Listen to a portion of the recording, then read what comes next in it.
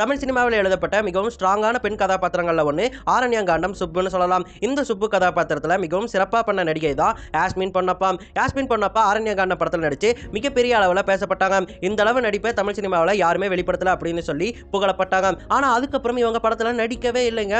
மொத்தமாக தமிழ் சினிமா விட்டே நின்னுட்டாங்கன்னு சொல்லலாம். 2011ஆம் ஆண்டு ஆரண்யகாண்டம் ரிலீஸ் ஆகுது. அதுக்கப்புறம் ஒரு ஷார்ட் ஃபிலிம் பண்றாங்க. அதுக்கப்புறம் 6 வருஷம் கழிச்சு தான் 2017ஆம் ஆண்டு இடி மின்னல் காதல் அப்படிங்கிற படத்தில் நடிச்சாங்க. அதுக்கப்புறம் இப்போ 8 வருஷம் ஆயிருச்சு. இப்போ வரைக்கும் எந்த படத்துலயும் இவங்க நடிக்கவே இல்லை.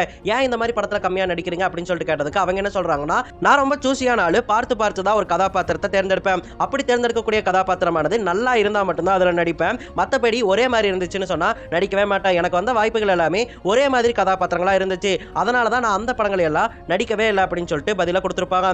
அதாவது நல்ல கதாபாத்திரம்னா நடிக்க ரெடி, இல்லைன்னா நடிக்கவே மாட்டேன் அப்படின்னு சொல்லிட்டு ஒரு போல்டான ஸ்டேட்மெண்ட்டை யாஸ்மின் பொன்னப்பா வச்சிருக்காங்க.